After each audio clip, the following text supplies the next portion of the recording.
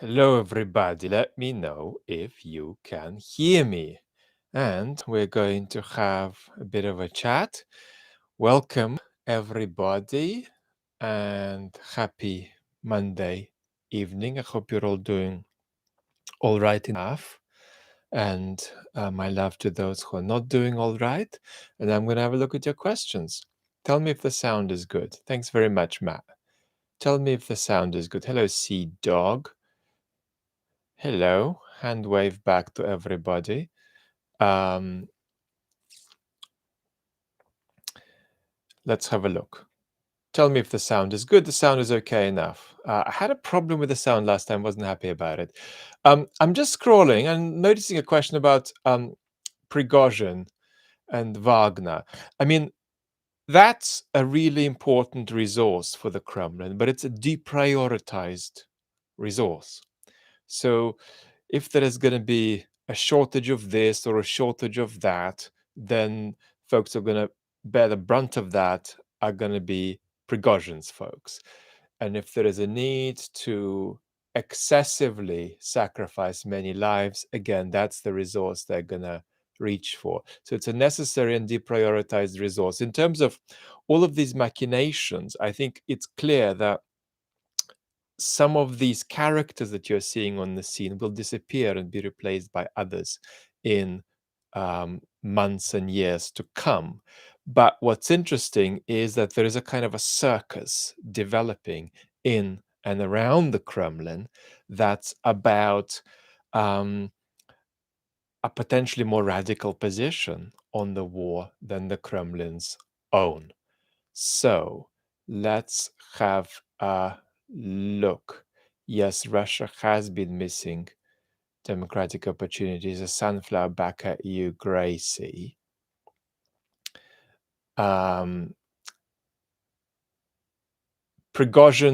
may make some kind of a comeback in all of these games. Green t-shirt man, love back to you.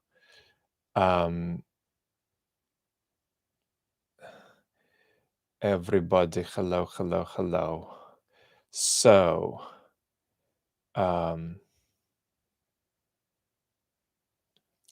very good. Relative time works. Welcome. Look, I don't think anybody in the West is paying much attention to Medvedev, and they're aware of that, which is partly why Medvedev raving on like a lunatic isn't actually creating any waves around the world. People are used to different things coming out of his mouth. And I think that, these are things that wouldn't necessarily come out of the mouth of other people in and around the Kremlin.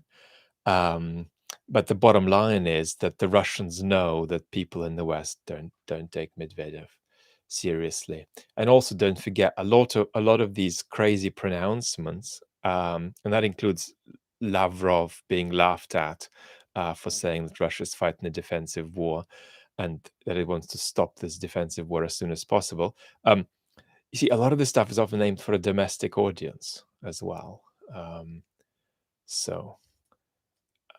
But the story underneath is there's going to be some kind of existential conflict that has no end, a conflict between Russian civilization and the West. Let's have a look.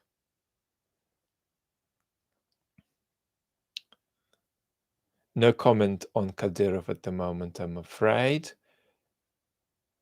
Sainzy, thank you very much. Pie and mash from you to me. Very nice. Hello, everybody. I wish I could tell you, Nico. Nico's asking, how long is the war going to last? At the moment, it's right to say that while we don't know, it looks like there is every possibility that it'll go on for a long time. And that means that there's really no prospect at the moment, as far as we can see, of Ukraine losing its freedom. But the question is, what's going to be the cost of that fight to sustain Ukraine's freedom? What are going to be the compromises? What's going to be the cost of it? We don't know, but basically, there is just no way in the near term that that the West would let Ukraine's independence lapse. That's just not going to happen in the short to medium term. Um, so, unfortunately, it looks like it's just going to go on for a long time. It's important not to disconnect what we are doing in the West to prop up Ukraine with the question of how long the war is going to last. Because, quite frankly, to some extent, it's up to us how long the war lasts. Um, so there's often a kind of a paradoxical double-mindedness in the West whereby we say, well, if this war lasts a long time, this is the level of support we'll provide. If it doesn't, that's the level of support we'll provide. But in fact, what happens is a product of our own actions to a very large extent. Um, but Nico, the answer in terms of timescale is sadly pessimistic.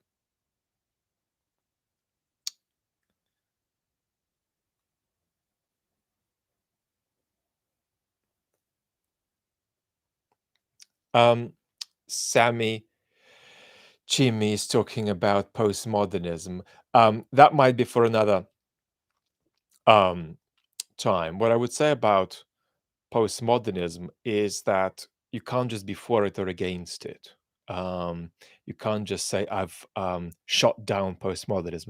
Postmodernism, including postmodernism in philosophical thought, um, is just something that's swimming about in our culture and it's not going to go away. So we'd better stand in a healthier rather than a less healthy relation to it. And so that's often the way that um, we've got to explore possibilities to stop speaking in terms of us and them, right? And to understand how there are different um, moments of moment coming and going in our culture. And it's about what we make of them, how we react, and how we constructively conflict over them. There is this terrible tendency to try to debunk things that are cultural trends. You can't debunk a cultural trend because it's not an intellectual position. It's an actual thing going on with a political dimension, a cultural dimension impacting real people's lives, swimming about in real people's heads, and so on.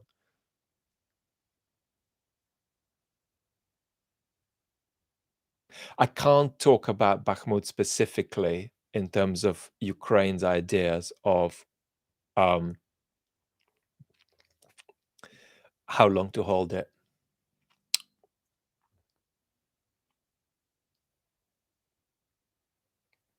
Papa Ledbetter, thank you so much.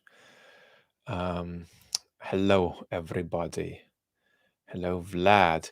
By the way, a lot of you think that I'm called Vladimir, which I'm not.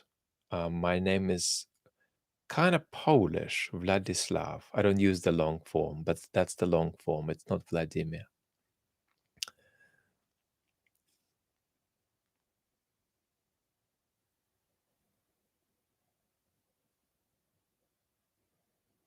Peter is asking about Russia's obsession with its sort of historical entitlement to somehow be an imperial leader in the region. Um, we've had so many conversations about this, but one conversation, it's a very simple conversation to have, is just about how if you are trying to derive practical policy from rather obscure and controversial um, historical narratives dating back centuries, that already suggests that something has gone very, very wrong.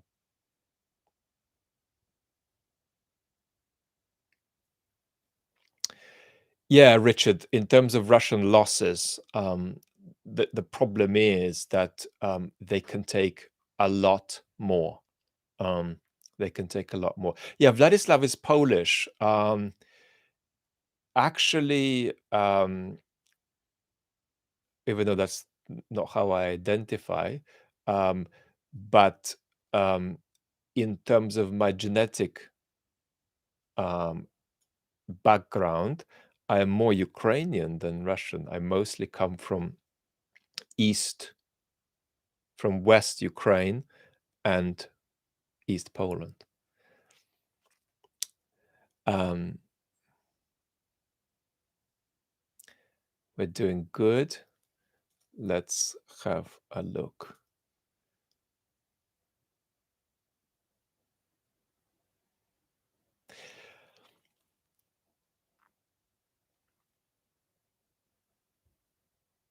Axel the Slacker is asking how do political movements begin? I'm asking how an anti-Putin movement could actually come to be. Well, it seems to me you've got two bits to your question there. One is how um, ideas become politically influential. Um, Now, of course, there is a tendency among some in the West to think that ideas don't matter in politics, that are kind of epiphenomenal, and that other things like various kinds of power relations, class relations, or something else explain how things go. One of the paradoxes here, of course, is that that's a sort of thinking that derives from, among other trends, Marxism. But Marxism itself is a resplendent demonstration of the extraordinary power of ideas in practice. I mean, that extraordinary experiment, catastrophic experiment that started in 1917 in Russia, um, is an illustration of the power of ideas, an illustration of how far some of the worst things humans do, they do on the basis of certain kinds of ideology and principle. In terms of how you start a movement, um, what you need in the case of Russian opposition today, whether they are sort of latent within the country or expressive outside of the country, what you need is a picture of Russia's future and a map of how to get there, right? So, what doesn't help is a scenario where Russia already is a stable democracy and then a presentation of what you're going to do if and when Russia is that. That doesn't give people in Russia who oppose the Putin regime the sense that we can get from A to B. To get from A to B, you need a realistic picture of the future that's not made up in dreamland, but you also need some kind of a path such that people today feel I have a choice. So if not Putin, then what in terms of concrete steps, right? So that's very, very important. And one of the problems we've got at the moment with the Russian opposition is that, insofar as they're addressing Russians in Moscow, they are preponderantly addressing Russians who are already in agreement with them. But that's a kind of echo chamber of a lot of people potentially. I mean, there could be 20 million people in Russia who think that this war is awful and Putin is a war criminal. Um, but and these people need that support, otherwise they're going to go potty. But at the same time, there is a question: well, how do you speak to more Russians? That's something the Russian opposition is aware that it's failing on at the moment, and I wish it much luck to reflect and explore. But at the moment, we're not, we're not seeing them do that well. We've got to be honest about that.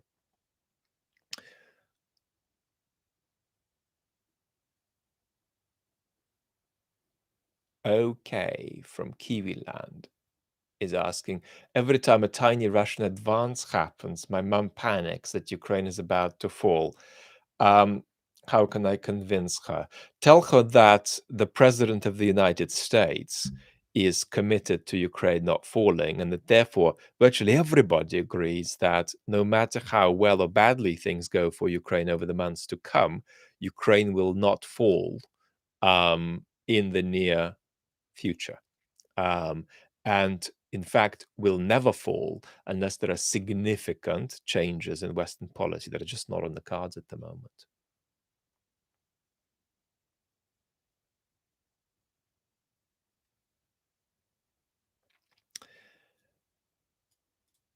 There is a demographic crisis in Russia, sure. interestingly, most social scientists don't tie that with motivation to make war. They tie it with an aversion to make war, typically. So they take a kind of a reverse position to Peter's own. It's just an observation. But despite these demographic trends, the point is that Russia has a lot of people. Russia has a lot of people. And even if we, haven't reached anywhere near 100,000 Russian deaths yet, we can speculate how many we've reached. That seems like a lot to us, but my predicament, unfortunately, here is a kind of a pessimistic realism that says they could take 500,000 casualties, as in deaths, without that leading to revolution necessarily.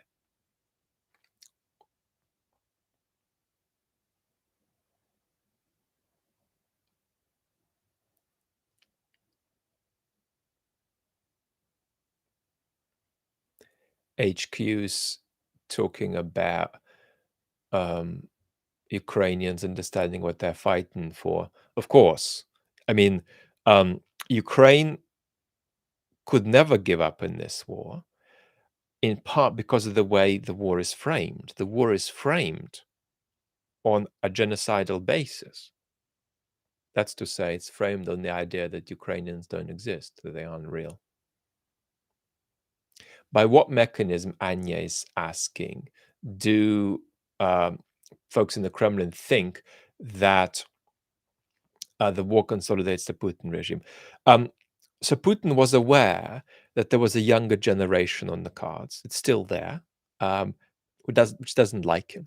It doesn't want to live under a kind of blend between a monarchy and a mafia organization, absolutist monarchy and a mafia organization. Putin is aware of that. And the only way to stop that demographic trend of younger generations becoming disgruntled with the regime from manifesting politically is to militarize the country, is to dramatize the presence of an existential threat, and to push the country through a totalitarian turn that just suppresses this generation from expressing itself politically. And for Putin, Anya, you see there is a connection between foreign policy and home policy that is so strong that they're the same thing for him. Because that disgruntlement among the young generation for Putin isn't real. It's a product of malign Western interference, right, in Russia's sovereignty, because he doesn't think that there really could be a threat to him coming from inside.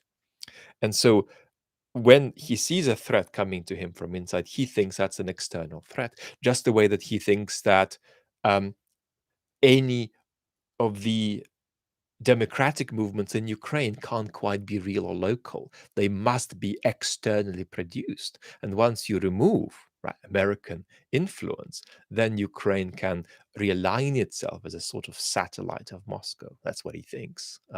So in Putin's head, and Greg Uden, the wonderful political philosopher, often likes to emphasize this, it's not just that democracy is unreal. I often go on about how democracy is unreal in Putin's head.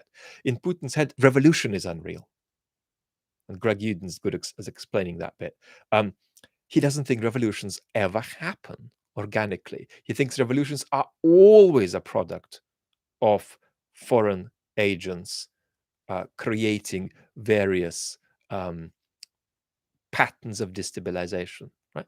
That's why he is so enormously triggered by Lenin, who for him is a foreign agent and a revolutionary, and a complete disaster. Whereas Putin is relatively untriggered by Stalin. He's not a Stalinist naturally, but he's not triggered by Stalin. He's triggered by Lenin.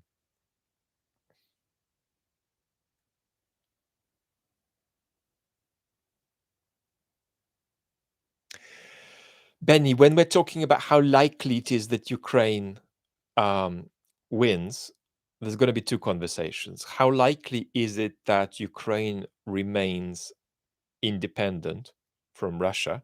And we can say that that looks highly plausible and perhaps even very highly likely. But um, the more absolute um, scenarios of Ukrainian victory are, one must say, up in the air. Because our policy, the West's policy at the moment, certainly the policy of the United States, is to put Ukraine in a stronger position. That's it. It's not to put Ukraine in a position to kick Russia all the way out, to get Crimea back. That's not US policy. US policy is, well, that might happen, but it might not. And we'll just deal with either scenario as long as we put Ukraine in a strong enough position to either kick the Russians out some of the way, all the way, or to negotiate from a stronger position. So that's Western policy. It's compatible with an absolute Ukrainian victory, but it's not um, connected with it uh, as the only scenario that's being aimed at.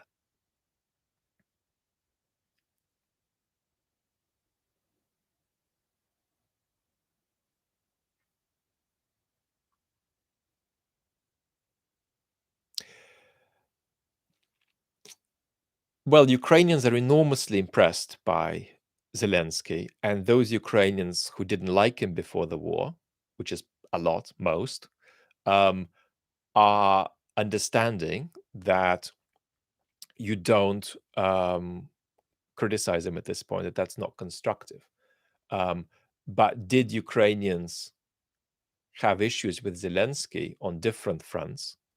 And tackling corruption was one of them. Yeah, of course they did. I mean, that's why he was unpopular.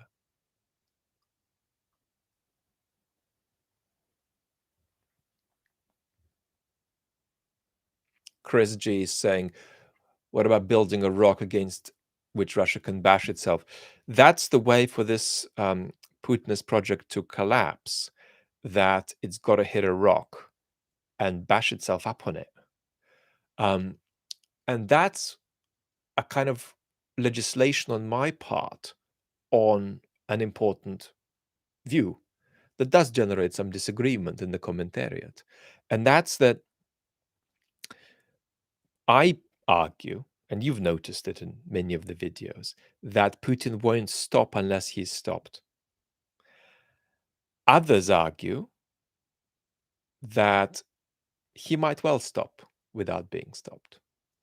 But my understanding of the kind of project that we've got now in the Kremlin is that it will need to be stopped for it to stop. So that's a very important debate to follow, on which I take a very clear position.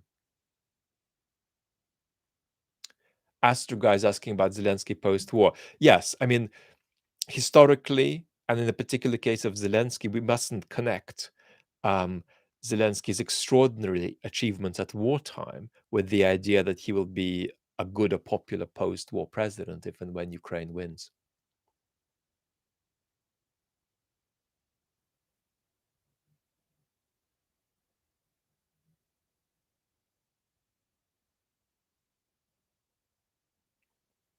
I can't speculate about the supposed ambulance flight from Russia to Germany.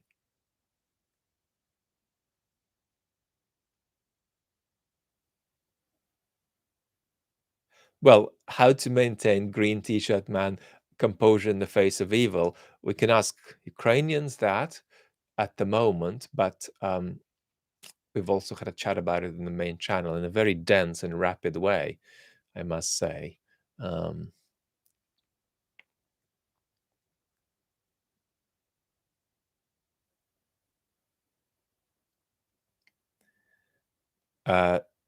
Somebody's re-asking a question kindly, I think. Paul and Laura ask, how are you doing so well late in the evening with ME from a fellow ME sufferer? I'll chat about that a bit more in the personal Q&A. I am enormously well practiced at being present in the world while having a lot of pain and physical symptoms. I probably have about 10, 20 different symptoms as I speak to you now. And if they just appeared out of the blue in the last hour, I'd be really freaked out. But I'm very calm about it. But I only work 2 to 3 hours a day. So that's this um, gathering we're having now is part of that 2 to 3 hours for me. Of course, I would do anything to make it 4 or 5, but that's not where I'm at the moment. Greetings back, Glenn, to Chicago.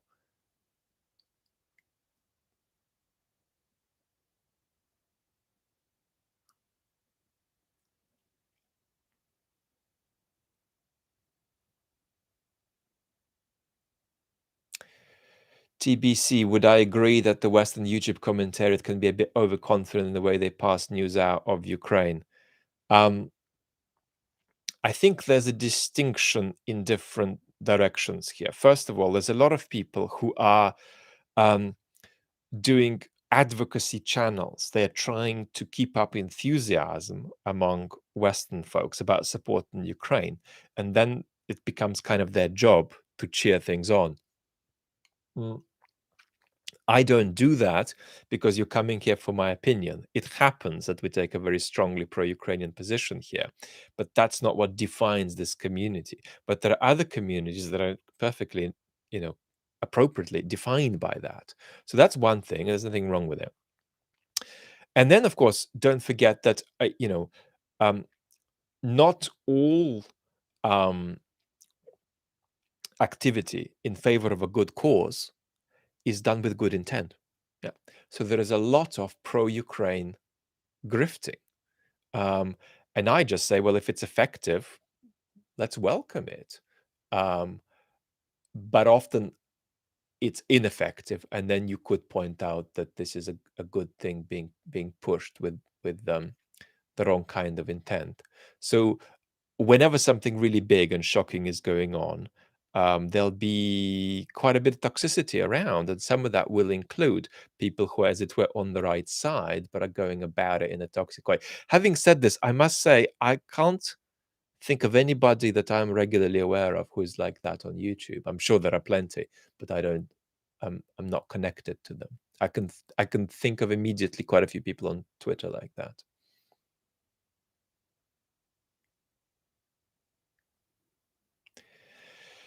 Yeah, Zine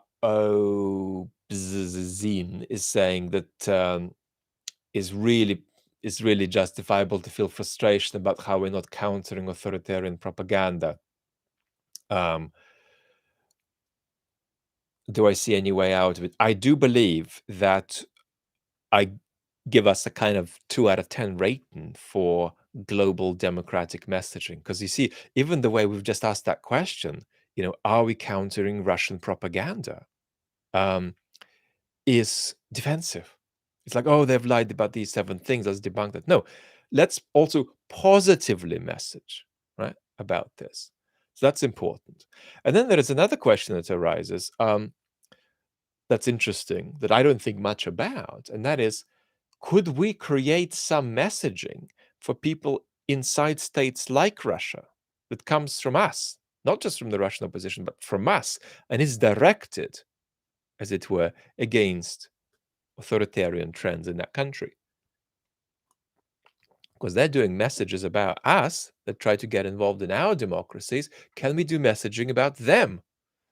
That's not impossible. But the trouble is, obviously, messaging that presents to Russians that they're a bunch of you know um, immoral morons who support war criminality. That's not gonna work. Um, so the messaging has to be tailored to what already motivates many Russians. That's possible, but we're not doing that, and nor are we, in general, exploring positive democratic communication.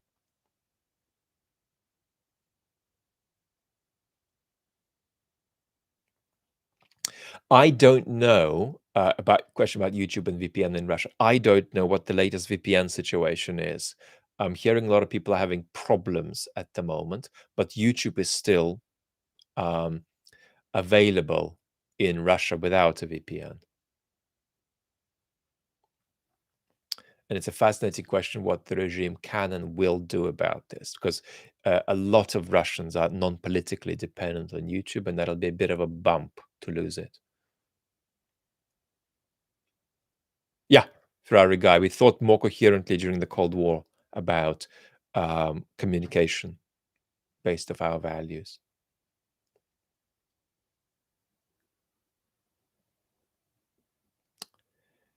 California Mountain Girl asking about post-war Ukraine. Look, if the West's support for Ukraine, even in the form it's coming now, were guaranteed to continue, I would argue that despite the enormous loss of life, loss of livelihoods, loss of homes, families broken up, despite all of this tragedy, um, it's a bigger challenge for Ukraine to develop in a healthy and constructive way post-war than to sustain its independence against Russia. It's always a big challenge, and they need help from us too about where to go. But this help shouldn't be teacherly, and it shouldn't be here is what the West does, and here's the recipe. You go ahead and do it. That never works. Ukraine's going to need a lot of its own solutions, and it's going to have to not revert into many unhealthy pre-war political patterns that it was in. And it's going to be tough because some of what Ukraine's going to be doing is going to have to be to recreate some of what the West has, but without imitating the West, because the West itself has significant problems with trust, with polarization. It's a sort of situation that means that Ukraine can't just model itself on us, you know. And if Ukraine were sensationally to do very, very well post-war, we might be inspired by Ukraine, not the other way around. Are Russians aware, Tony's asking, that no country in the West will want to be doing business with Russia? Let me just go back to that question about ME from Paul and Laura, and just wish everybody who's having health struggles, not just better health, but real political progress to help to have these health challenges that are unjustly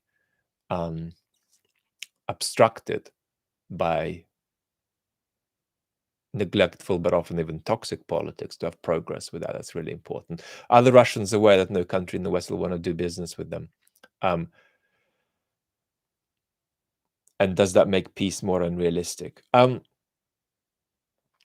In the Kremlin, that's not what they think, because in the Kremlin, there's a kind of a dogma that the West is in some kind of an imminent, at some kind of a short distance from catastrophic decline, right?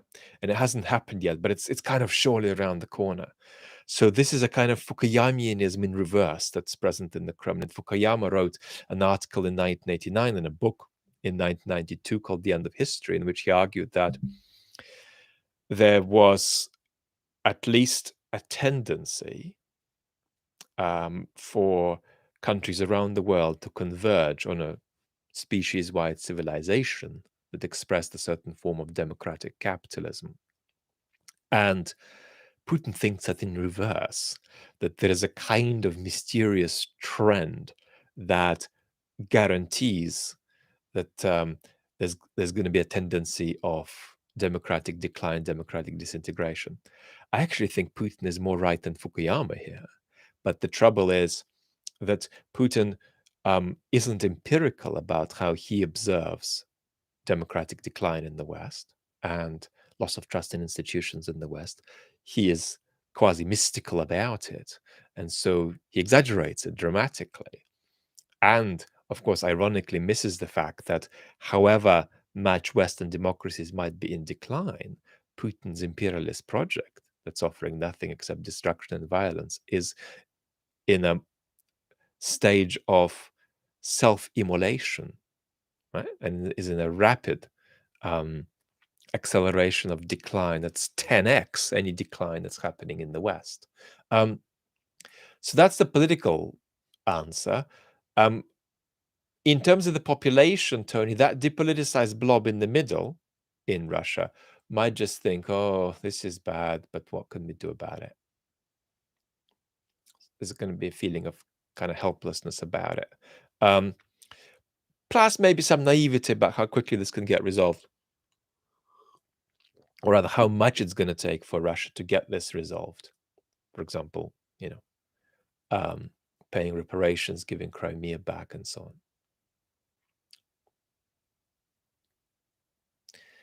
Do I give talks in person philosophy topics? Yes, I do. The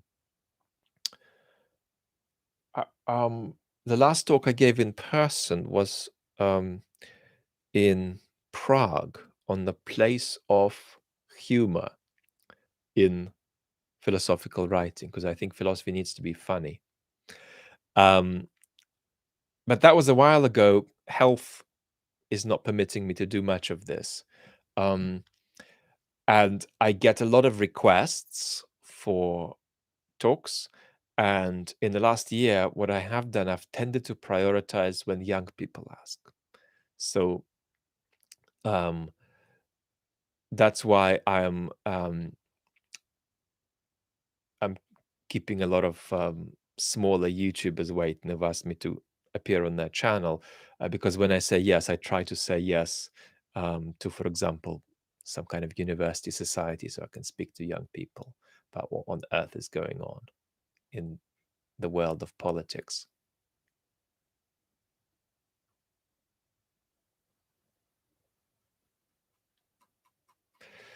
Vlad, what do you think about the thought that it's tricky to support the Russian opposition because there's no guarantee that the next generation won't start another Putinist invasion? Thoughts? You don't get guarantees in politics. What I would say is that we would be spectacularly unlucky to get two such extraordinary reactionary resentment driven political projects. What I'd warn you about is not to be skeptical about the Russian opposition for moral reasons, because all that we're talking about is politics. And there's this real kind of risk, and this is what's happening constantly when, for example, Navalny is getting debated, and people are debating him as though he is running for office in some kind of democratic race. He's not running for anything. He's sitting in a prison cell. Nobody's asking Ukrainians to vote for Navalny. Nobody's asking Poles to vote for Navalny. Nobody's asking Russians to vote for Navalny. So that's not a choice, right? And you would say completely different things about somebody like Navalny if you were running for office in Denmark than if you were sitting in a prison cell in a tyranny. So more politics, less moralization, please. Politics doesn't exclude ethics. Ethics has to be a part of politics, but politics cannot be pure ethics. That becomes a substitution of narcissism in place where there should be political reflection that actually helps real people in the real world. Moralizing about the Russian opposition doesn't necessarily help anybody. But I would say Ukrainians have special rights to say whatever the hell they like. I do think that has quite a bit going for it. Karen, I have not read the latest Jeffrey Sachs piece. I know his position. I've listened to a couple of his recent interventions. I'm disappointed with how badly he's lost the plot in his reading of this conflict, but I staunchly defend his right to be platformed. This is very important, that in our culture, we are confusing two statements. One is you are wrong and full of nonsense, right? One statement. The other statement, what you have said is unsayable and should never have been said by you and is an inappropriate thing to say, right? These two things are treated by many on platforms like this as though they were interchangeable. They are worlds apart, right? Um, Johnny Harris recently made a video about the Russian opposition that um, has been requested for a breakdown by me, including a response to it, I think from some kind of Toronto Ukrainian platform. I listened to that Toronto Ukrainian radio channel, whatever, response to Johnny Harris, and it was full of this licentiousness. Not saying, Johnny, I think you got this wrong and you're well off here, um, which may be false, may be true. We can discuss that. But it was, you said things that inappropriate things to say. Yeah. There's a very big gap between the two, and it's absolutely toxic upon democratic discourse to tell people that what they're saying shouldn't be said, unless they're threatening violence. Then that is unacceptable.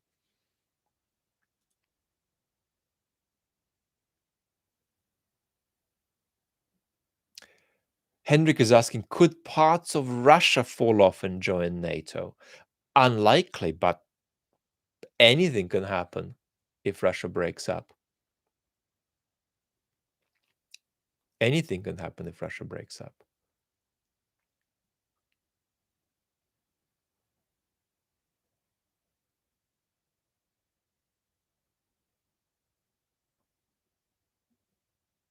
No. The VV is asking, is the conflict between the MOD and the Prigozhin manufactured? It's real. It's not manufactured for the Russian audience or for the Western audience. It's a real conflict. And people are angry and people are uncertain. And Mr. Prigozhin is trying to stay afloat and battling for his future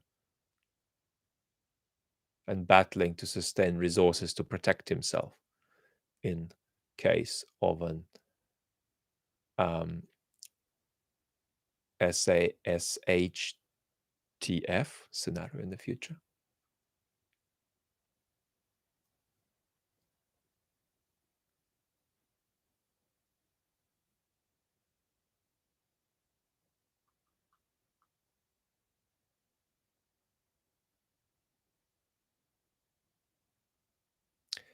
Oh, let me come back to your question. Absolutely. You're saying that your thought was that supporting Russian opposition might not be the best idea because it's actually good if Putin runs Russia into the ground.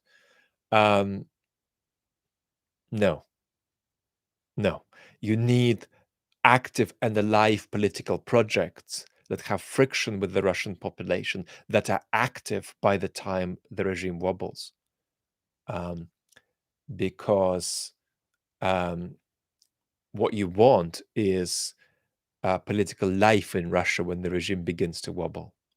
You don't want, for example, a especially unlovely junta taking power and freezing the country. That will not make the world feel safe.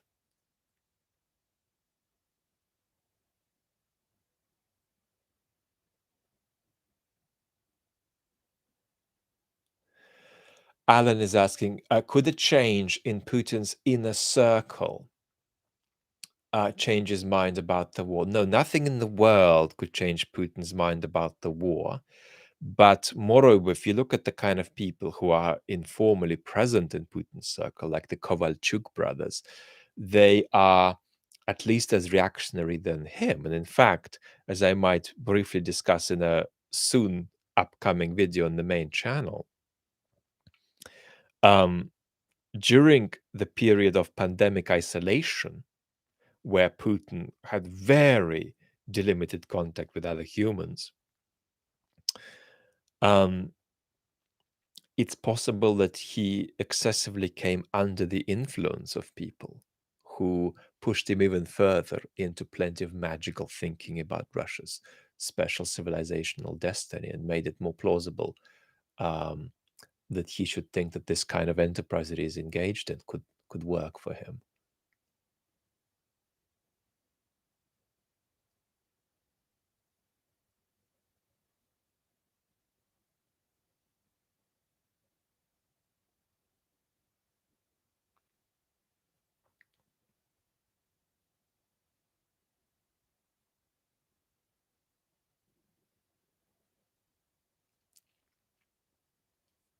Nida is asking about which parts of Russia are more or less affected by the war.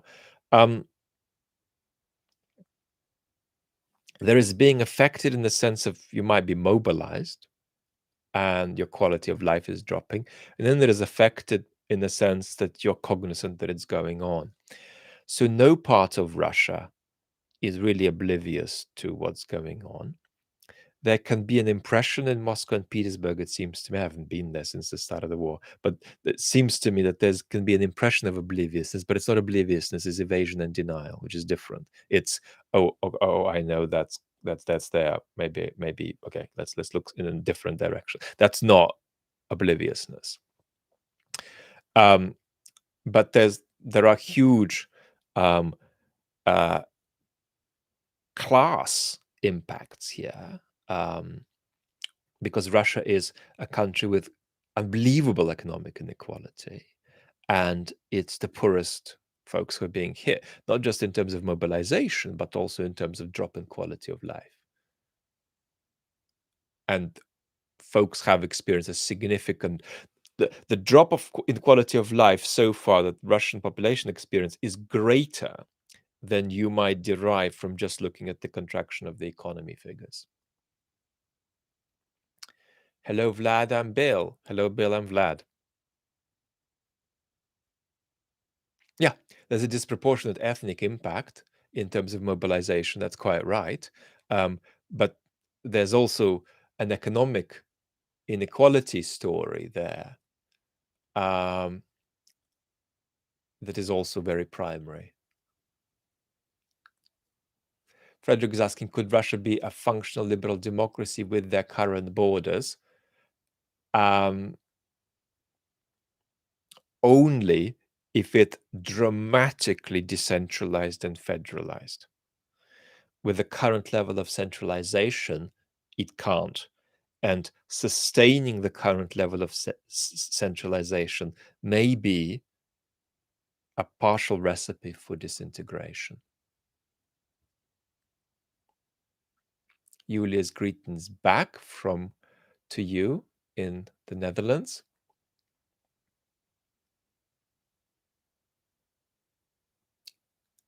Kalina, what's your question about private armies?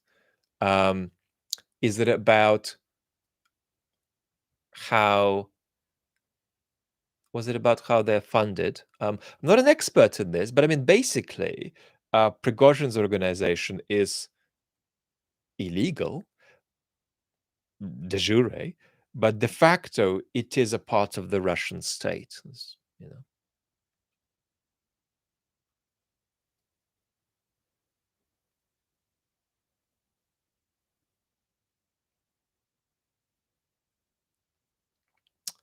Brian, I'm not sure I'm gonna do a sociological take on MAGA right now because it'll take us too much into Western politics.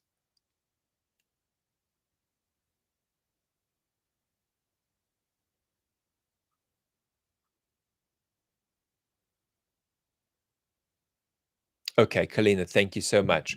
So you're saying, Vlad, comment on the rivalship between private armies in Russia and the potential outcome of that. Russia is the biggest problem now, it seems to me. Presumably, you mean Russia as a unitary state. So this goes much deeper than the private armies, because what you are seeing expressed clearly with Prigozhin's armies is actually expressed across the entirety of the Russian army, in the sense that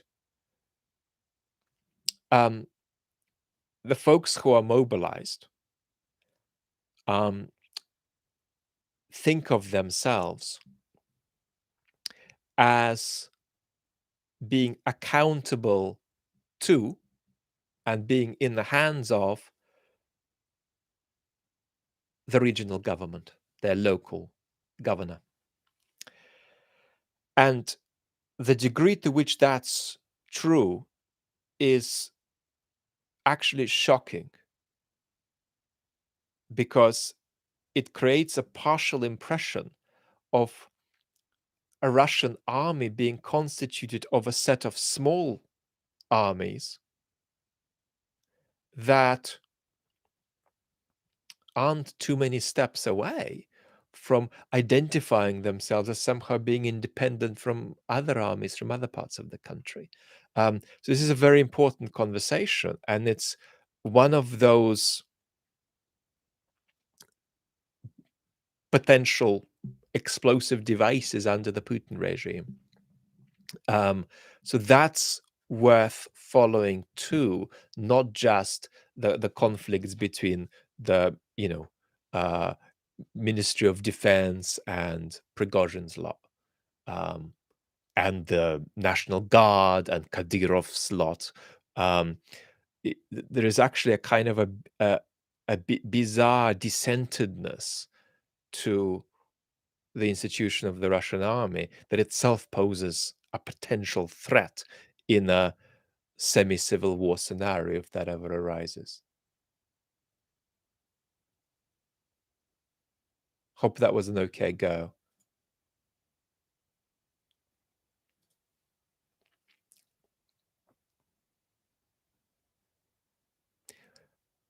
A Roberts is asking if Russia were to break up, um, what states would break up first? What bits would follow first?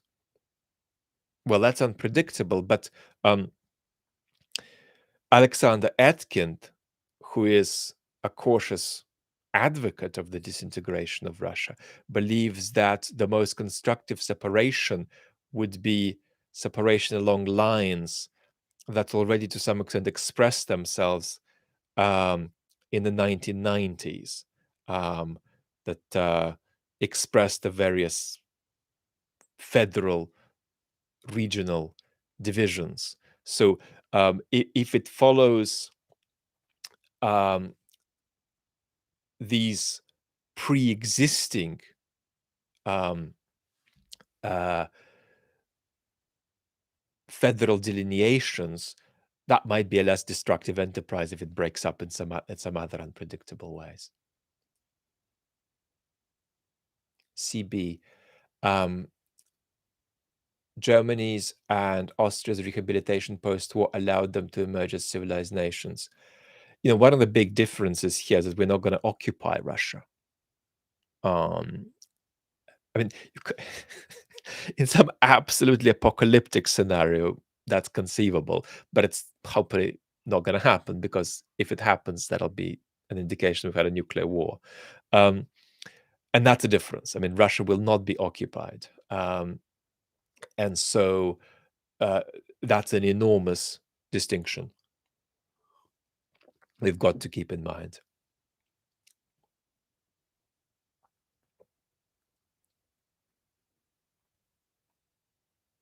But at the same time, as I say, it's not impossible for Russia to reconstitute itself along democratic lines in a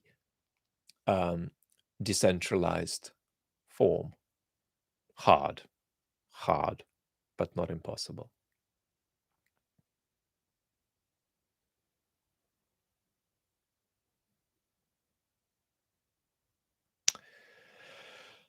Alexander from Moscow is asking how to identify benevolent politicians and activists. Look, at the moment, things are really bloody tough in Russia, and there's very limited possibility for organization. And the regime is so keen and has a functional enough surveillance state that it's effective at preempting any organization. What I would say is that I would be generous with anti-Putin voices inside and outside of the country. In other words, we want more constructive conflict between these voices rather than quarreling and fighting. I mean, it's not acceptable the degree to which different bits of the Russian opposition try to cancel each other. I mean, it's unacceptable. And then there needs to be more done to encourage healthy interpenetration between anti-Putin forces outside of the country and anti-Putin forces inside the country. And, one of the aspirations for oppositional Russians is just not to lose one's mind, not to go potty, and remain available, right, as a constructive actor for a time when change becomes more possible. But there is an interesting connection, of course, about questions about the efficacy of protest, because in part you can discuss how efficacious protest is objectively, but in part how efficacious protest is the product of how efficacious millions of people take it to be. So it's one of those thinking it makes it so issues.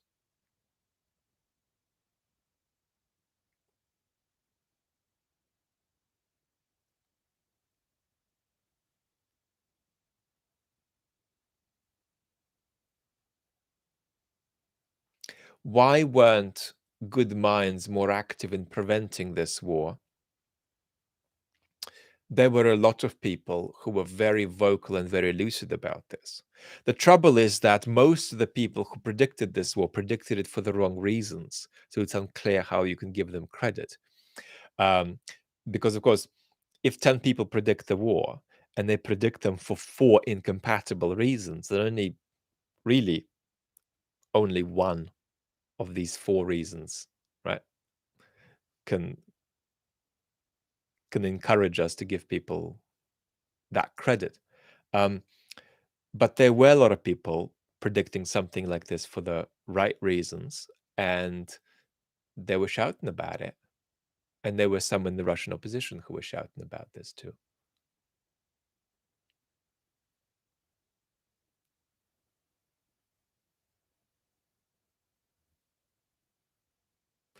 Um, there's no indication, Eugene, that the Russian economy is going to collapse. That's all I can say. So be skeptical about that kind of pronouncement. Um, Lime Regis is asking who is my favorite philosopher. Erica, thank you very much. You can't have a favorite philosophy because in part philosophy is an evolution of a set of key reflections on very important questions. And so saying that you like Kant but don't like Aristotle is a bit like saying, well, I love motor vehicles. The problem is I just don't like wheels. I don't like the wheel part of the motor vehicle. Well, no, it's all there. You can't like up unless you like down. So there are some philosophers who you just can't remove out of a short list, that is just integral to understanding what philosophy even is. The same is true of other arts, of art traditions, painting, classical music.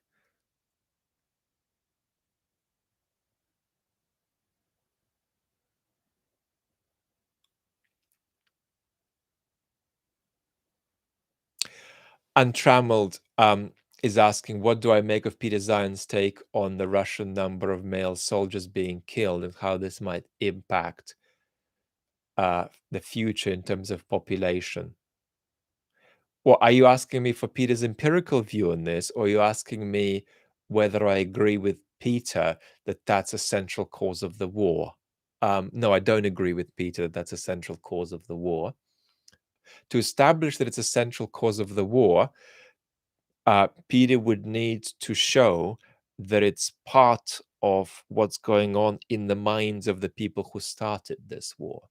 But let me just put it like this.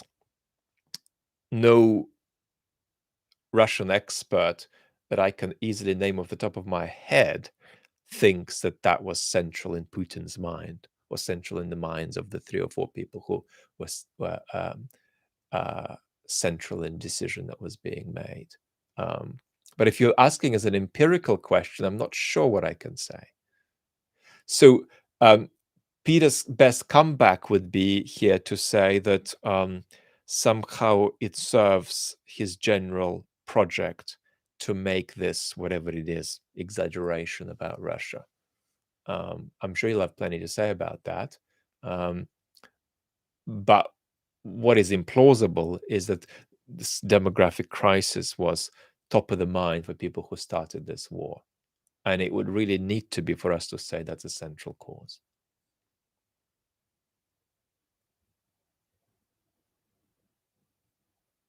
Nida's saying that saying I hate wheels too.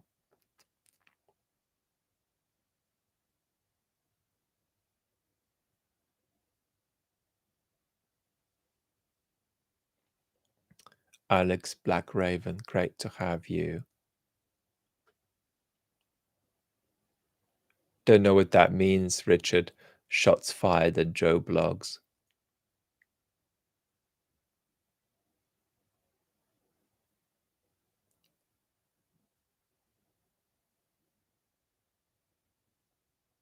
Stefan is asking about Putin's obsession with hypercultural conservative discourse. It's fake. Putin is not triggered or obsessed with it. It's just a bit of political technology.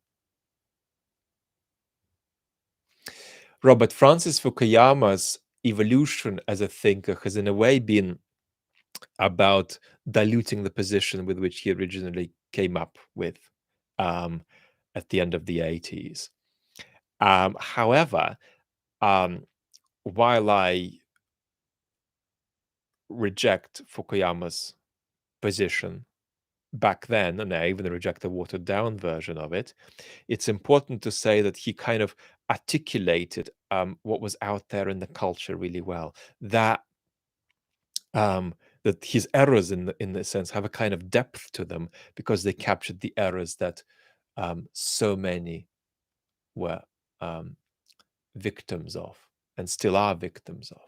We tend to think that there's a global trend toward democracy, little by little, 2 steps forward, 1 step back. There's just no evidence that that's true. In fact, there necessarily could not be evidence that of such a thing being true. It would require some kind of a law of social science.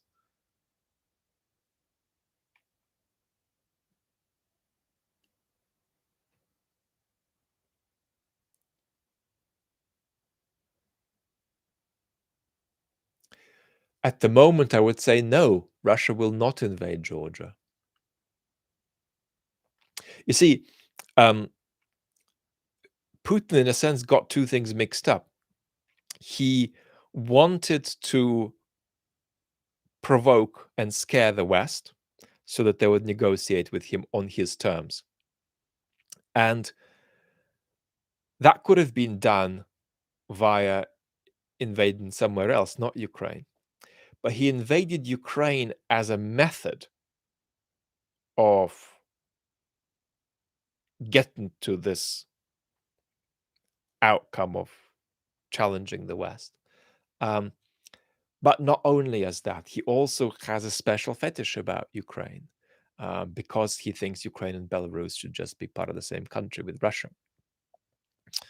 And the more evidence there is that they just shouldn't be and they just aren't, that they're separate countries and separate cultures, the more he is convinced that he's right. Because the vehemence of Ukrainian resistance is just further evidence for Putin that this is an American plot. Now, so these 2 things came together. What's the best way of provoking and challenging the West versus what's the best way of provoking and challenging the West while also regaining historically significant lands? Because there is an argument, and disturbingly, I say that in a video on the main channel about a couple of years ago, before I was regularly YouTubing, that Putin would invade the Baltics. And I was actually in the middle tense, more worried about the Baltics, was proven wrong, than I was about Ukraine. So if Putin completely detached this business of a provocative escalation against the West from his fetish with Ukraine, could have done something uh, that would have been on his destructive terms more effective.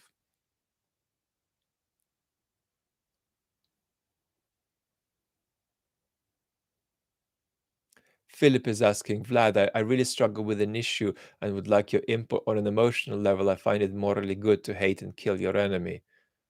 Well, who's your enemy? If it's people who vote for a different outcome in your country, they're not enemies, they're opponents. If you're asking about Ukraine, I'd say this. Look, it's allowable for Ukrainians to just want to, say, come on, these Russians, they just throw them all, in a garbage heap. But it's not convincing if Westerners say that. It's emotionally a little bit unclean. Like, why are you that involved? Yes, you should be outraged. Yes, you should support Ukraine. But that level of involvement is normally going to be pathological. Like if you have to go on about orcs 20 times a day and you're not Ukrainian, it's rarely the case that that's psychologically healthy.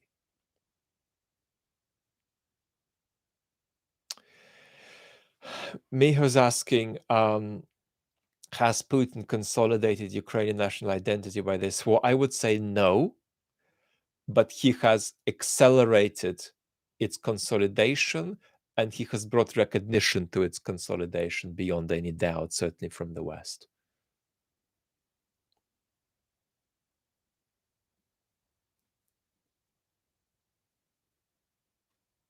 Yeah, I'm so sorry. This is just a bit too quick for me to get to most questions, but I am trying.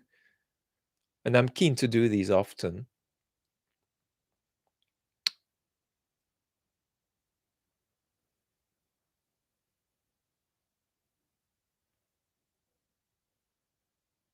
Bjorn is saying, we in the West support Putin by condemning Russia from sports, Eurovision, culture, media, and so on. What do we achieve by that? I think it depends, right? I mean, there's a very good reason for not having the Russian national football team that has close associations with the Russian state in a competition. Right? That's reasonable. If, on the other hand, somebody wants to cancel a Dostoevsky course, or if somebody wants to say this is not a good time to play Russian classical music, then I think you're out of your damn minds. That has been happening. And you're out of your damn minds if you're canceling some kind of 19th century musical composition. Because you're presumably implying that that has some kind of connection with Putin. But there are differences there. So we do need to block, I would argue, Russians from participating in all kinds of things, and sport too. But we mustn't make this sort of really bizarre equation that's often made between 19th century Russian literature, for example, and the brutality of the Putin regime. One of the things that's comical here is that the preponderance of 19th century Russian thought is anti-authoritarian and anti-imperialist. The majority of it, 19th century Russian political thought, is extraordinary in how progressive it is. Dostoevsky is an isolated island. He's a writer of genius. I'm not criticizing him. So those people who say that, oh, here is this thing that Pushkin wrote that's really ugly and horrible. Here is that thing Dostoevsky said. Guys, you're talking about an extraordinary progressive tradition of certainly of political thought in 19th century Russia. And that's missed by a lot of people. It's even missed by a lot of sophisticated commentators who just don't know, 19th century Russian intellectual history well enough. So it just depends on what we are stopping and excluding and what we're canceling, right?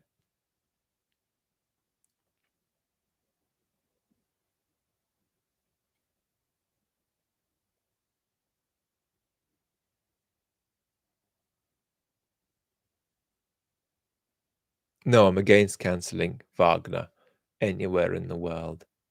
Wagner, the composer.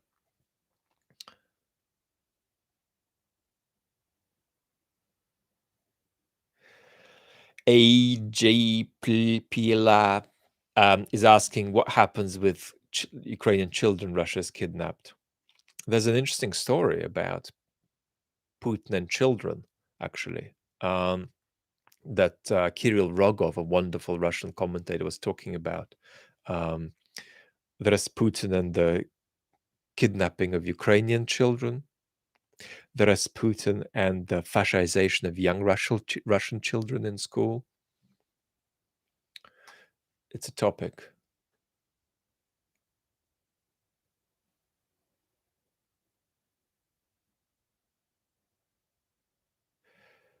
Ragnar is asking, do I think the Russian national anthem is one of the most powerful national anthems? Well, its power now may be connected with kind of leaving a sour taste.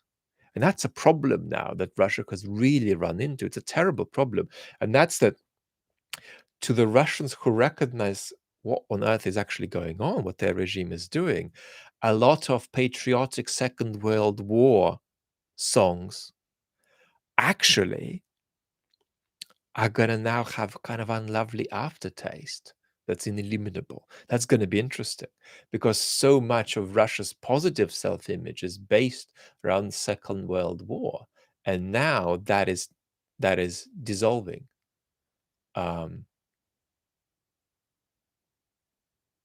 You can't listen to. I mean, I listen to um, pop Russian songs from the 1930s sometimes, and yeah, if they are patriotic, you begin to have a slightly uncomfortable feeling about it. So Russia has fractured its own capacity for a reasonably truthful identification with the history around the Second World War.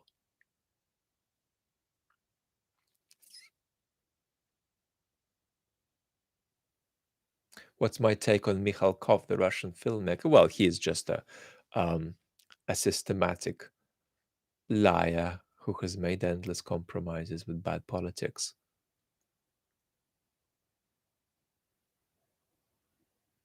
How can we deal with the peace? Paulus is asking, how can we deal with the peace at all costs people in the West with regard to Ukraine? Thank you and love from Norway. Love back. By talking to them on their terms, right? By not shutting them down and telling them they're silly. So, for example, there are a lot of humane and decent people in the West who are saying, look, this is a war, and it's bad. A lot of people are suffering and dying. Countries being destroyed. Why do we want more war? They're asking. And why are we saying that war is bad? Because war is always bad, surely, but continuing to pump weapons into a war zone. Why are you pumping weapons into a war zone? I mean, and the um, humane pro-peace Western citizen, yeah, also a citizen of age, right? Who's got a sense of a huge war in Europe in the middle of the 20th century. Might think, well, we want peace, and why are we fueling a war here? Yeah, and you don't talk to these people by saying that they're silly. You start by saying, well, actually, there are really special reasons to think that peace will just encourage more war, that peace will be an opportunity for Putin to gain an advantage in the war. And that's to do with understanding the particular project coming out of the Kremlin. And could I talk to you a little bit about how a lot of Russia experts think the Kremlin has evolved, let's say since Putin came back and replaced Medvedev in 2012. Let's talk about this a bit more, and maybe then we can understand why uh, forcing Ukraine to sue for peace now is actually a recipe for war rather than a recipe for ending the war and so on. But that's how you talk to people. It's very important that there's a very healthy trend of thought in the West that says that um, people are only motivated but by what already motivates them. Right? You're not going to be motivated by anything unless it's already part of your, if you like, subjective motivational set. So that's where you've got to start with, and you've got to appeal to what's best about the person you're disagreeing with and what's best in their view. But of course, there are lots of people who are just trolling, and they are uh, BSing and they're misbehaving, and then you don't need to argue with them. You just need to tell them no. Yeah, Toby, I'm making the assumption that they are either good faith or mixed faith actors. We don't want to make a distinction that's too pure between good and bad faith actors.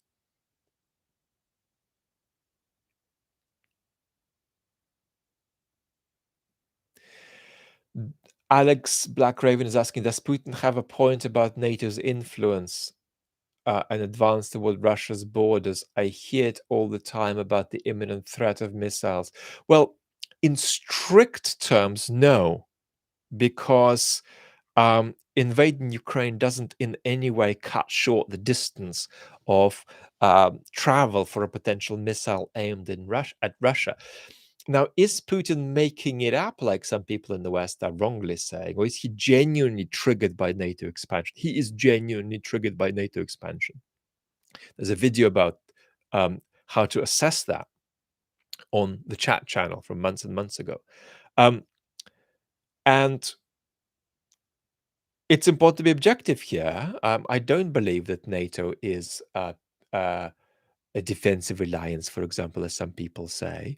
And I do believe that any democratic Russian leader would have been on alert about NATO expansion. There's no doubt about that. And there's plenty of debates to be had. One of the debates that's not often enough had is, what if NATO were expanded in one go? So not provoking Russia gradually at each stage, but for example, just taking NATO to Russia's border early on in the 90s. There's plenty of interesting conversations to be had. Putin is genuinely triggered by NATO expansion, but that is not one of the main causes of this war. So you've got to keep two things in mind. It's false to deny that Putin is triggered by NATO expansion. He really is sincerely triggered by it. But it's not true that that's the main cause of the war. No. The main cause of the war is Putin's desire to reorder the international scene in a very significant way. And that goes beyond NATO expansion. It goes to the heart of maybe even NATO existence. So this war is about NATO, Bangla Jews by, but it's not about NATO expansion in the first or second or third instance. It seems to me. So that's a little bit of a snap there.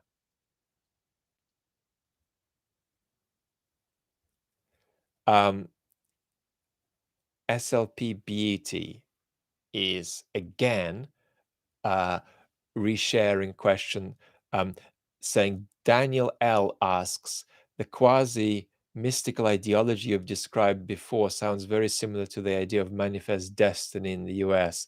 Do you think this is a fair comparison? And if not, why not?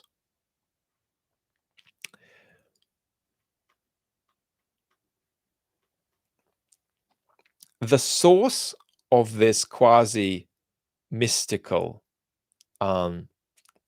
ideology, if it is an ideology, which it isn't, it's a kind of a mock ideology in Russia, is basically conceptual salad that Putin has over the years assembled from historical fiction, from some philosophical quotes, from talking to particularly reactionary folks in Russia.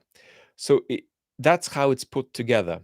Not sure that helps with the question, but that's the genealogy of how it comes together isn't that there is an ideology, like Tim Snyder implied a few years ago, that comes from Ivan Ilyin and Putin's applying it. That's a mistake, actually. Um, it's rather that there's a couple of quotes from Ilyin here and there. Then there is a couple of quotes from some historical fiction, and then there are some impressions, sometimes accurate, sometimes false, that Putin has of Catherine the Great or Peter the Great or Tsar Alex III, and on and on. That sort of thing gets assembled. So it's Putin um, thinking he is Russia's historian in chief and coming to half think that his career advancement is just the same thing as Russia's expression of its civilizational destiny. And then there's a sort of a conceptual salad that's put together along these lines.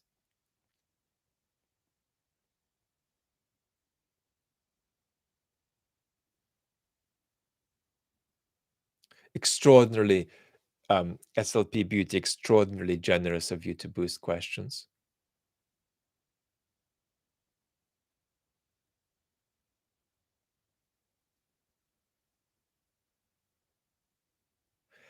Tim Snyder, I don't want to put words in Tim Snyder's mouth. I'm not challenging Scott what you're saying, but I just haven't seen him say that myself yet. So, but let's just take it at face value. Scott is asking, Tim Snyder says Russia is more afraid of China than the US. Do you think this is accurate? Well, what is accurate is that Russia is afraid of SLP Beauty. So grateful to you. Yeah, it is amazing. Generous of you and a community building thing. Um, the Kremlin's aware that it could be a dependent junior partner in its relationship with China. So there's absolutely no doubt that that's a threat, that that's a risk, and that they are worried about it because they are both in a weak position vis-a-vis China, and they're dependent on China.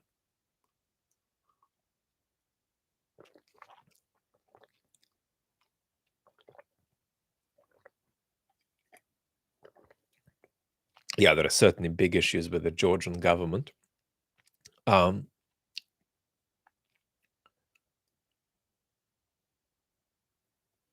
Do I think there's a chance Russians will wake up and politicize in time? HQ Life is asking.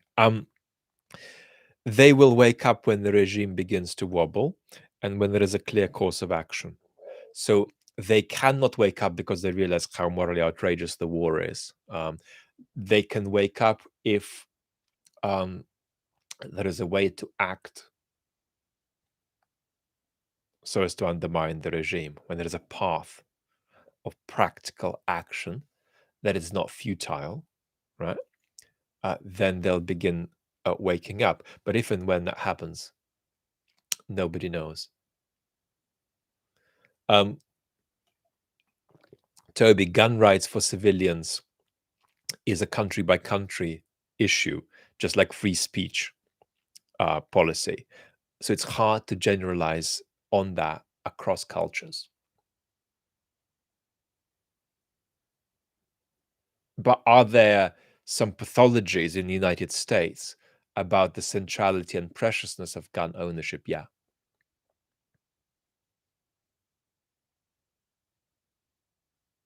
Dr. Phil is saying we're saying that Russia is wobbling every day. Russia is not wobbling if wobbling means economic collapse or revolution. But Russia is heading in a downward direction in terms of risk of all the bad outcomes. Um, the bad outcomes for the Kremlin, and potentially bad outcomes for Russia. So presumably a revolution might be a good outcome, but a bad outcome for the Kremlin, and civil war will be a bad outcome, potentially from every point of view.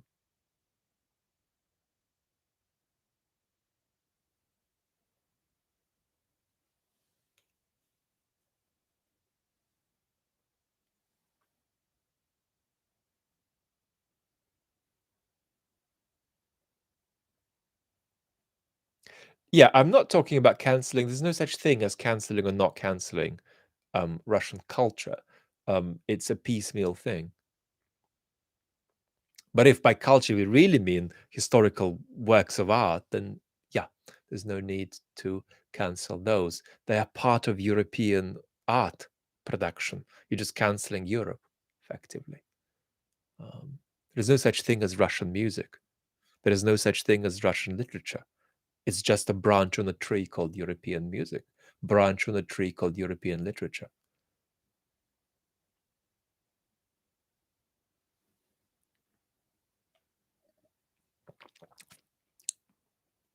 George is asking, a la Arendt's investigation of Eichmann's mind, who would you like to figure out from Putin's world? Nobody. I mean, look at that Security Council meeting before the war. These are people who are afraid. They're people who are afraid to think for themselves. They're people who can't hear what they're saying. They are people who are bewilderingly corrupted and co-opted. So I have no interest in exploring their minds. Bill, thank you so much. The difference I want to make, well, one of them is to encourage people to feel more fulfilled in their normative thought about their politics. Yeah, that can make you less scared, can make you feel more powerful. Gabor is asking, Vlad, what do you mean about free speech as a country by country issue? Isn't it a universal value? Gabor, universal values are often universal in the kind of core, but then the stuff that develops around the core is culturally contingent, right? So if you try to develop a concept, a politically viable concept of free speech in the United States, it would not be the same as the one in Germany, right? In Germany, the culture would tilt much more toward differentiating responsible and irresponsible speech. Right?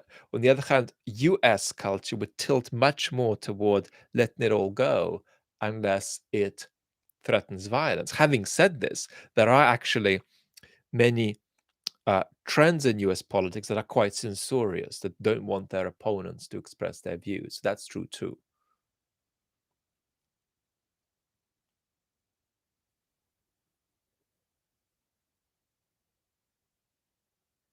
Whereas I'm sorry that you are completely disenfranchised from political action and thought.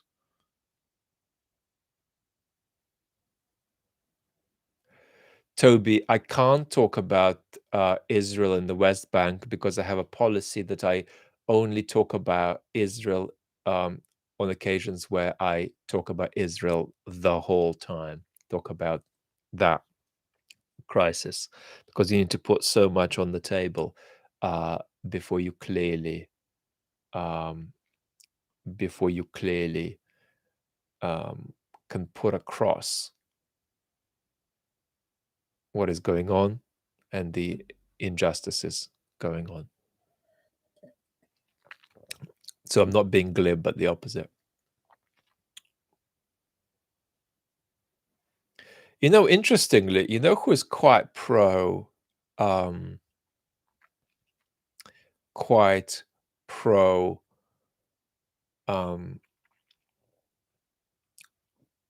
no, I don't want to say that actually. I was just going to accuse somebody from the YouTube of being quite keen to defend the actions of various Israeli governments, but I'm not going to do it.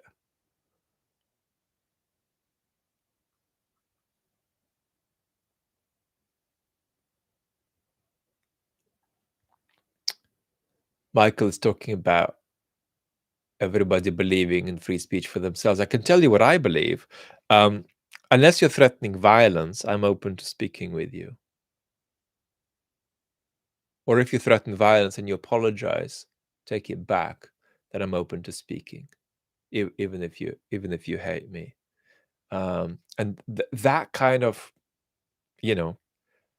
thick skin is healthy democratically, even though it's kind of weird and unnatural. So this is a tough thing. No, I'm not working on YouTube full time. I work 2 to 3 hours a day, during which I mostly do YouTube. I do a bit of professional philosophical work at a millimeter an hour, make progress, um, including on a book project. And then I do almost zero consulting because I have almost no time for that. So I have a kind of um, a situation where I'm trying to, if I put aside the physical challenges I go through and just look at time availability, strictly speaking, for a healthy person, a healthy person gets an hour for every 10 minutes I get. So in a way, my time has a kind of, you know, absurdly busy CEO property to it because it's such a scarce commodity. Which is interestingly why something I'm going to try on the main channel soon is a video where I don't properly sort of write the points I'm going to make. I'm just going to chat, see what happens. With a bit of editing, chat with a bit of editing, but still just chat.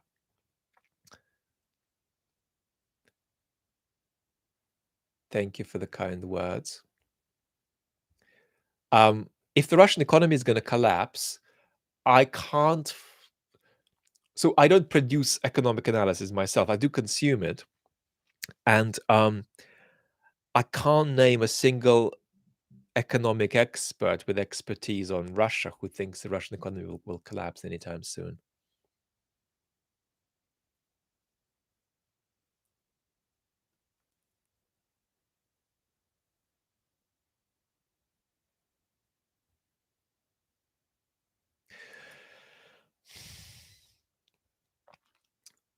Paul, in terms of Ukrainian children, I mean, there is a sort of bizarre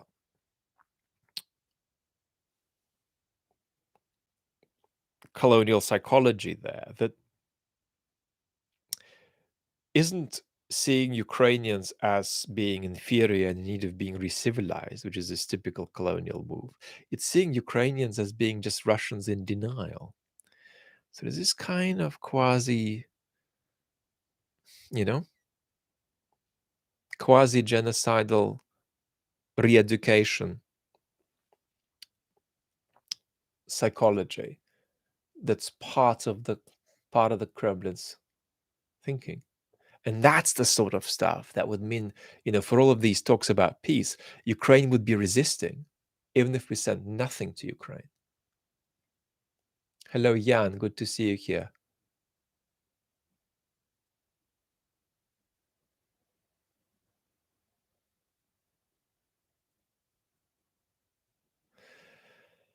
Dan is saying, falsely shouting fire in a crowded theater and causing a panic, the well-known supposed limitation of freedom of speech, referred to peacefully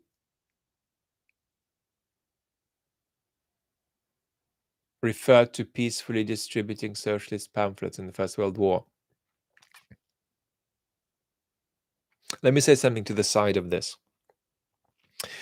When you live in a democracy, especially if it's wobbly and polarized and people are losing trust and fighting against each other more, there is a tendency to sit on your bum at home and think, you know what, this is sort of the level of appropriate discourse. It's kind of here. And because I think that's reasonable. And I think anything that's not in here is just really wildly unreasonable stuff. So I kind of don't want it in my society. And that's wrong. Because what we decide is reasonable partly just depends on what's out there. And if our society is very, very, very polarized, right?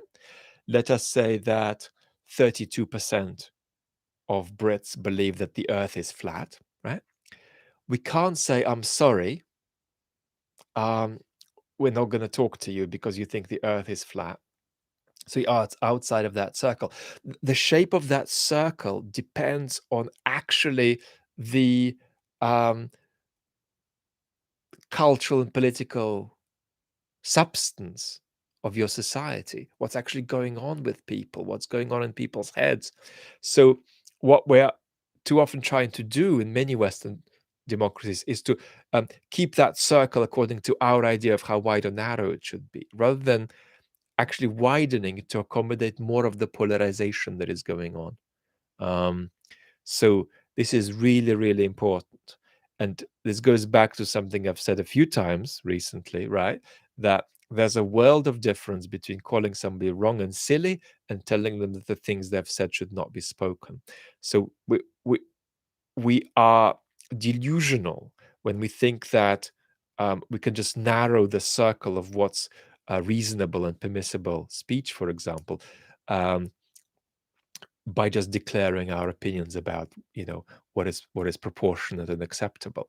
No, this should actually derive from what's going on out there in society, um, and you can't just exclude things out of that circle. Um, if what you're excluding is in fact substantial swathes of sentiment that other citizens have. Um, Now, the wider the circle, the more unlovely it is, the more challenging it is, the more there is stuff there that you terribly are opposed to, but that's life. And that's going to get worse and worse as Western societies polarize more, right? In 2030, this thing is going to blow a lot more than where it was in 1995.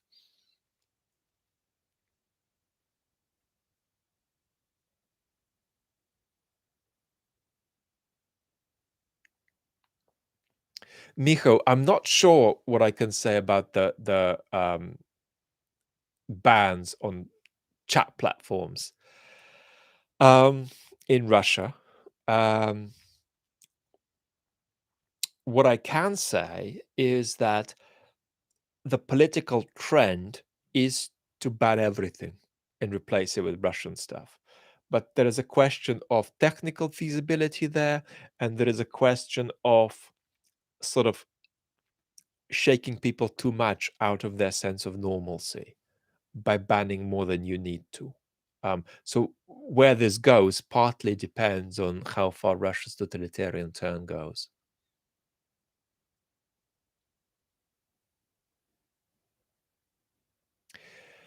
Um, to what extent is it helpful to view Putin as a white Russian in terms of the Russian Civil War pool is asking?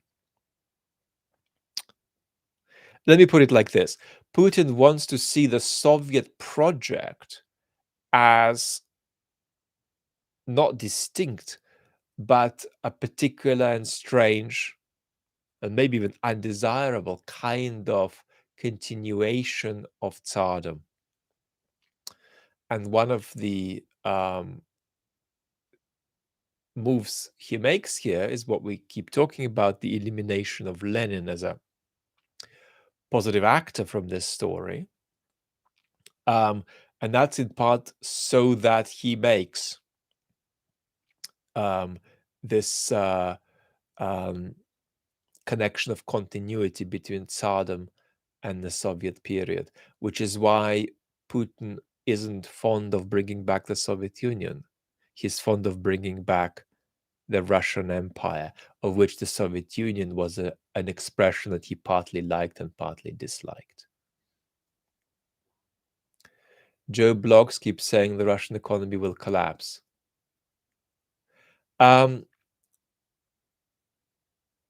I can't comment on that because I'm not an economic expert. All I am saying is that I struggle to find an economic expert I trust um, who would say this. Let me also say this. I don't know about Joe Bloggs. I don't want to comment on him. I don't know exactly sort of the background story there with commentary and all of this. But uh, nobody. So this is not a comment on Joe Bloggs. Um, but nobody who started to think about this just a year ago, it seems to me, is likely to have a good chance of getting right exactly what are the internal economic and political dynamics in Russia.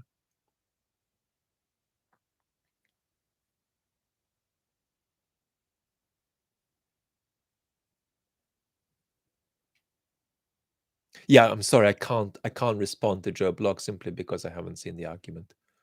Um, and anyway, it wouldn't be a direct response because this is not my field. There's no way I could give you an economic analysis.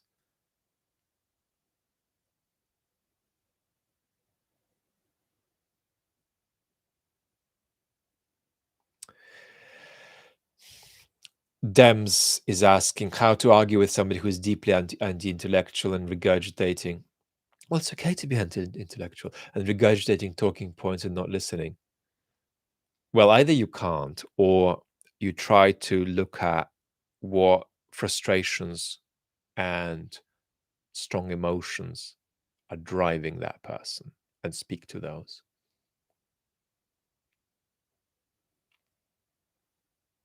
Jan, good night.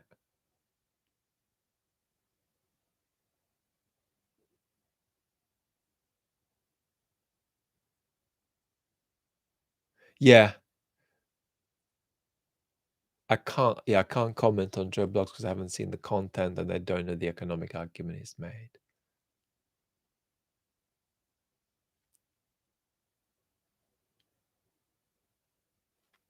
Rich is asking, what if Ukraine never takes the Donbass? It's possible, more than possible.